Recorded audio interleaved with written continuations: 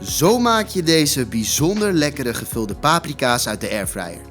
Snijd paprika's doormidden en verwijder de zaadlijsten. Meng kip gehakt, courgette, rode ui, feta, olijfolie en alle kruiden goed door elkaar.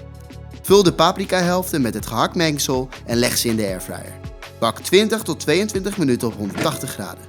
Garneer met verse peterselie of bieslook en serveer warm. Wil je meer van dit soort bijzonder lekkere recepten? Check de link in bio en ontvang jouw gratis kookboek.